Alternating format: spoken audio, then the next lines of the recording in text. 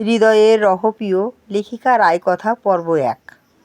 ছুটিতে বরযাত্রী হিসেবে অজপাড়াগাঁয়ে এসে মহাবিপদে পড়ে যাবে তা কসমিন কালেও ভাবেনি মাহির। দাবি শুনে প্রবল শীতেও সে হু হু করে ঘামতে লাগল। সে হতভম্ব হয়ে বশিরের দিকে তাকালো। বশির নিজেও সবার মাঝে কাঁচুমাচু হয়ে এক কোণে দাঁড়িয়ে আছে। মাধ্যমিক পরীক্ষার পরেই তাদের শহর ছেড়ে বশিরের পরিবার ঢাকায় চলে যায়। এরপর তার সাথে আর মাহিরের তেমন দেখা সাক্ষাৎ হয়নি। শুধু বশির না, কোনো বন্ধুর সাথেই তার তেমন যোগাযোগ ছিল না। মগবাজারে মেইন রোডে মাহিরের অফিস। লাঞ্চ ব্রেকে দোকানে চা খেতে এসেই বহু বছর পর বশিরের সাথে দেখা হলো। সে প্রথমে চিনতে হিমশিম খায়। বশিরই এগিয়ে এসে আন্তরিক ভঙ্গিতে তার সাথে কোলাকুলি করে, তারপর আড্ডা জমিয়ে দেয়। এক পর্যায়ে সময় দেখে মাহির বলে, আজকে উঠতে হবে, আবার আরেক দিন আলাপ করব। আসিস তো কিছুদিন এইদিকে? হ্যাঁ আছি, তোর নাম্বারটা দে। ফেসবুক আছে তো, নাকি ছোটোবেলার মতো চোবা রয়ে গেছিস? মাহির কথা না বাড়িয়ে নাম্বার দিল। চাকরিতে তার 1 বছর পূর্ণ হতে কয়েক মাস বাকি। এর মধ্যেই ফাঁকিবাজের মতো তকমা সে নামের পাশে জুটতে চায় না। মাহির ভেবেছিল বশির ভদ্রতা করে নম্বর দিয়ে রেখেছে, কিন্তু কয়েকদিন পর সে নিজেই তাকে বাড়িতে দাওয়াত করে নিয়ে যায়। মাহির কিছুটা চকিত হয়, এতে বশিরের বৈশিষ্ট্যের সাথে এত ভালো ব্যবহার যায় না। বশিরও বোধহয় তার সংযত বুঝতে পারল। বিব্রত হেসে বলল, আরে তুই কি ছোটবেলার কথা ধরে বসে আছিস নাকি? তখন তো মজায় মজায় তোকে প্যারা দিতাম। বেটা ছেলেরা কি মেয়েদের মতো এসব ধরে বসে থাকে? আম্মা তোকে খাওয়াতে চেয়েছেন, তুই না আসলে কষ্ট পাবে।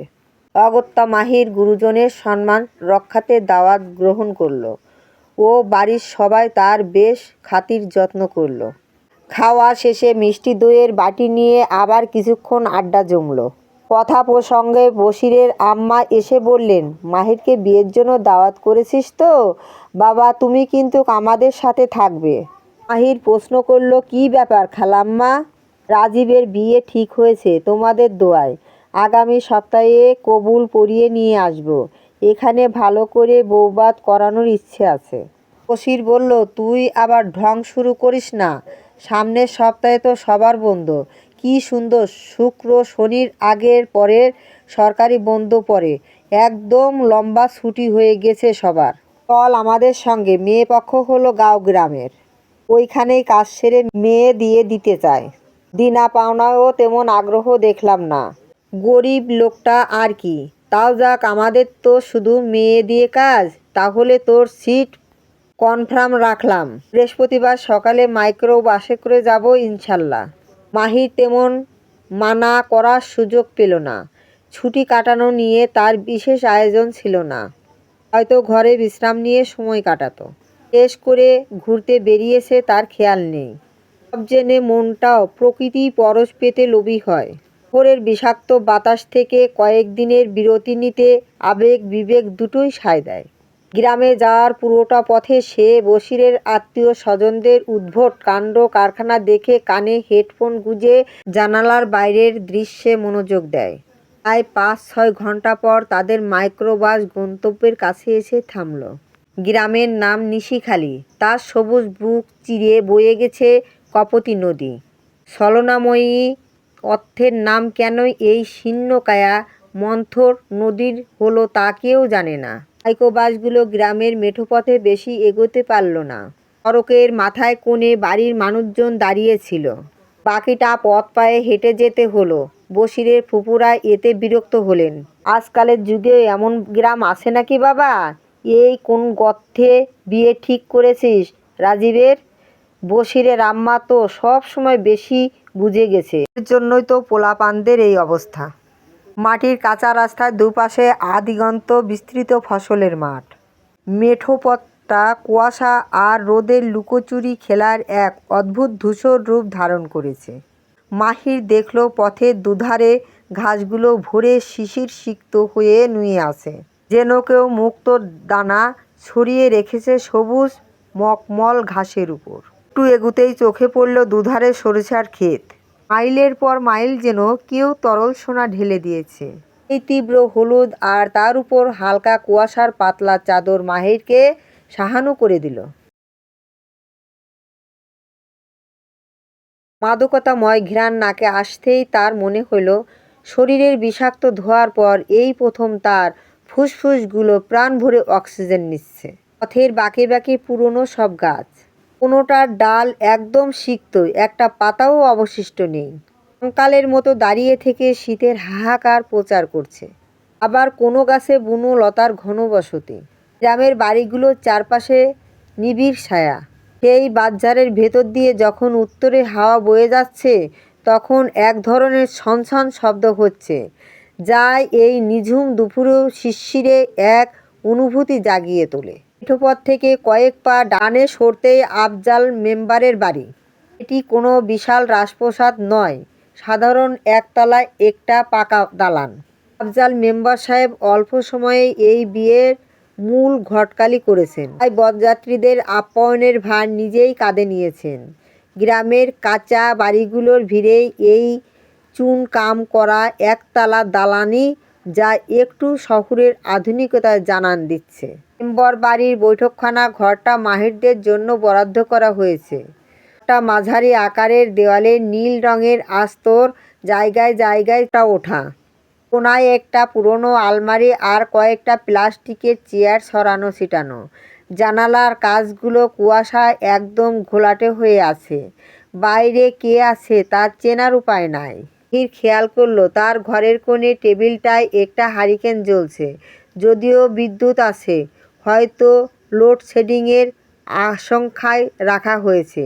হ্যারিকেনের কাচের উপর আগুনের শিখায় কাঁপুনি ঘরটার ভেতর এক ধরনের ম্লান ছায়া তৈরি করেছে।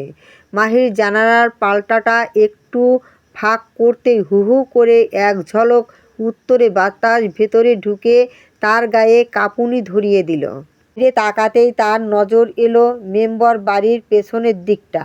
সেখানেই সারিবদ্ধ কয়েকটা নারকেল গাছ দাঁড়িয়ে আছে, যাদের পাতাগুলো বাতাসের তোড়ে খসখস শব্দ করে অপরের গায়ে আছড়ে পড়ছে। ঠিক নিচেই একটা ডোবা, যার স্থির কালো জলে কচুরিপানার জঙ্গল। একটু দূরেই গ্রামের আসল চেহারা, বাঁশঝাড় আর খড়ের পালুইয়ের আবছা সারি। আফজাল মেম্বারকে দেখা গেল বারান্দায়, লুঙ্গির উপর একটা সস্তা সোয়েটার পরা, মাথায় মাফলার জড়ানো। তিনি পান চিবোতে চিবোতে বশিরের সাথে নিচু গলায় কথা বলছেন। মেম্বার সাহেব নিজে এবং গ্রামের কয়েকজন মুরব্বি সাদা ধবধবে পাঞ্জাবি আর গায়ে দামি কাশ্মীরি শাল জড়িয়ে গেটে দাঁড়িয়েছিলেন। মাহির তার ট্যাবেল ব্যাগটা কাঁধ থেকে নামানোর সুযোগই পায়নি। 17-18 বছরের এক ছোকরা প্রায় জোর করেই সেটা কেড়ে নিয়েছিল। মাহির অপ্রস্তুত হয়ে তখন বলল, আরে থাক থাক, আমি নিয়ে যাচ্ছি। মেম্বার সাহেব হেসে মাহিরের কাঁধে হাত রাখলেন। রাখেন তো বাবাজি।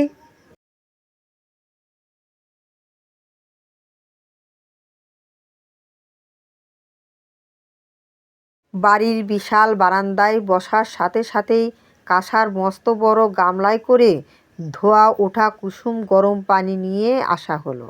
গ্রামের হাড় কাঁপানো শীতে বরযাত্রীদের হাত পা ধোয়ার জন্য এই বিশেষ ব্যবস্থা। মাহির যখন গামলায় হাত ডোবালো, তার মনে হলো সারা দিনের ক্লান্তি মুহূর্তেই ডুবে যাচ্ছে। পাশে দাঁড়িয়ে একজন লোক নতুন গামছা মেলে ধরল। মাহির লক্ষ্য করল বশিরের ফুপু আর আম্মার চারপাশে কোণে পক্ষে 3-4 জন মহিলা সার্বক্ষণিক পাখা দিয়ে বাতাস করার মতো প্রস্ত হয়ে আছেন। ছোটোখাটো যে কোনো ইশারা পাওয়া মাত্রই তারা জি দিদি, জি খালাম্মা বলেই ঝাঁপিয়ে পড়ছে। বিকেল ফুরিয়ে আসার আগেই আপ্যায়নের পর্ব শুরু হলো। গ্রামের বাড়ি বলে শহরতলির মতো বিস্কুট বা চানাচুর এলো না। মেম্বার বাড়ির ভেতর থেকে বড় বড় শ্বেত পাথরের থালা করে সাজিয়ে আনা হলো নলের গুড়ের ভাপা পিঠা, দুধে ভেজানো চিতই আর মচমচে শাহী নিমকি। বশিরের বড় ফুপু একটু শৌখিন মেজাজের। তিনি একটা পিঠায় কামড় দিয়ে মেম সাহেবদের মতো বললেন, গুড়টা কি আরেকটু কড়া হতে পারতো না? মেম্বার সাহেব কথাটা শোনা মাত্রই যেন আকাশ থেকে পড়লেন। তিনি তক্ষুনি হাঁক ছাড়লেন, হাই, ভেতর বাড়িতে খবর দে, বেআইনের জন্য যেন আলাদা করে তালের গুড়ের পায়েস চাপানো হয়, কোনো যেন ত্রুটি না থাকে। ঠিক হলো, কাল শুক্রবার জুমার নামাজের পর বিয়ে পড়ানো হবে। কাবিনের বিষয়টা বিনা ঝামেলায় মিটে গেল। ফোনে বাড়ি থেকে একটু পরপর মানুষরা বর দেখতে আসছে আর গুরুজনরা ধমক দিয়ে পাঠিয়ে দিচ্ছে। মাহির দেখল রাজীব একদম চুপচাপ ঘর আটকে একটা চেয়ারে বসে আছে। তার সামনে ৩-৪ রকমের পিঠা সাজানো, অথচ সেদিকে তার নজর নেই। এক ঘরে থাকার ব্যবস্থা হওয়ায় রাজীবের ব্যবহার চোখে লাগছে।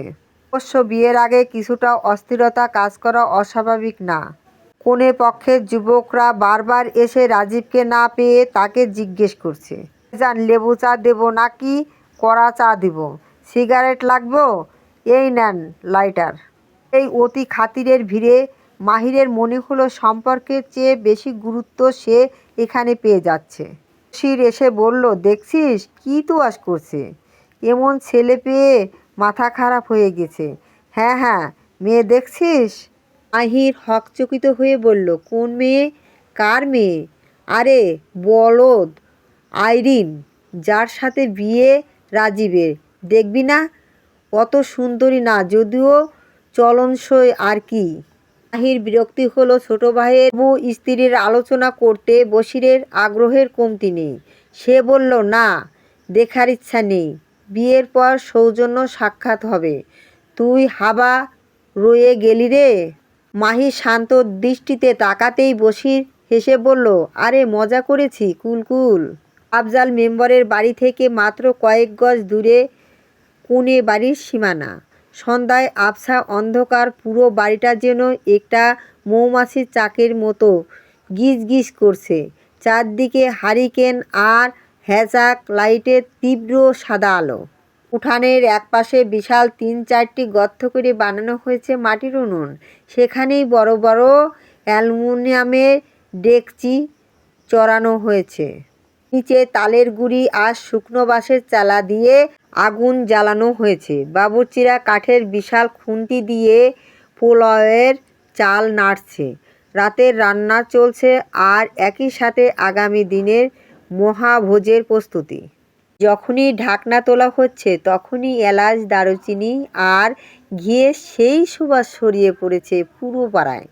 বারান্দার এক কোণে ৪-৫ জন মহিলা গোল হয়ে বসে বড় বড় শিল পাটায় মশলা বাটছেন। সেখানে আদা, রসুন আর শুকনো লঙ্কা সেই ঝাঁঝালো গন্ধে নাকে আসতেই দূরে দাঁড়িয়ে থাকা মাহিরের হাসিতে পাগল হওয়ার মতো অবস্থা। সে একটু নির্জনতা খুঁজতে লাগলো।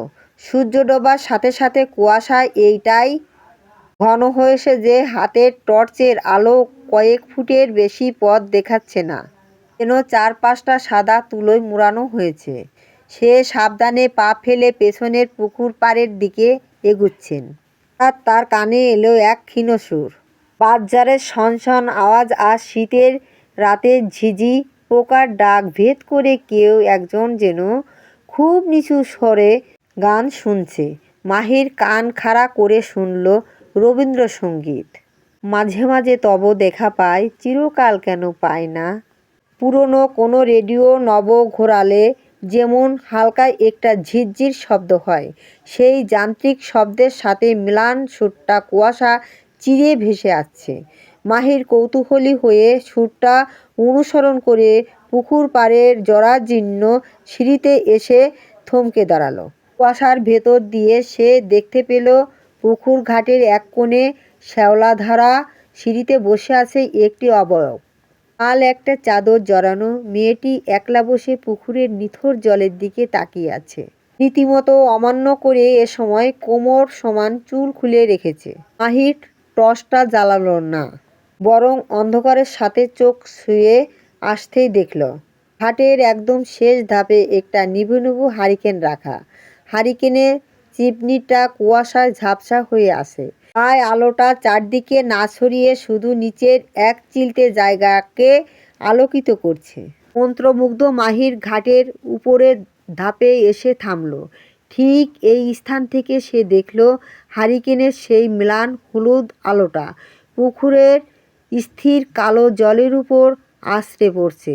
পুকুরের ওই অংশটুকু কুয়াশার চাদরের নিচেও একটা মসৃণ কালো কাচের মতো স্থির হয়ে আছে। এখানে সে দেখতে পেল একটি সাদা প্রতিচ্ছবি। চাদর মুড়ি দেওয়া একটি মেয়ের অস্পষ্ট অবয়ব জলে কাঁপছে। সরাসরি মেয়েটিকে দেখার আগেই সেই প্রকম্পিত প্রতিচ্ছবিটা মাহিরকে এক মুহূর্তের জন্য স্থবির করে দিল। সে কৌতূহলে আচ্ছন্ন হয়ে স্বভাবের সম্পূর্ণ বিপরীত গিয়ে আরেক ধাপ নিচে নামতেই তার পায়ের নিচে একটা শুকনো ডাল মরাট করে ভেঙে গেল। জলের সেই প্রতিছবিটা মুহূর্তেই চূর্ণ বিচ্ছিন্ন হয়ে গেল। মেয়েটি দ্রুত মাথা ঘুরিয়ে উপরের দিকে তাকালো। মাহির এবার সরাসরি তাকে দেখল। হারিকেনের আলো নিচু থেকে তার চিবুক আর গালে এসে লাগলো। মেয়েটি চূড়ান্ত বিরক্ত হলো আর মাহির হলো বিব্রত। মেয়েটি বোধহয় রেগেই জল থেকে পা তুলে উঠে দাঁড়ালো। শব্দ করে রেডিও বন্ধ করে দিল। পিটা রাত মাহির এই ক্ষণিকের সাক্ষাৎ চিন্তা করতে করতে একদম ঘুমোতে পারল না।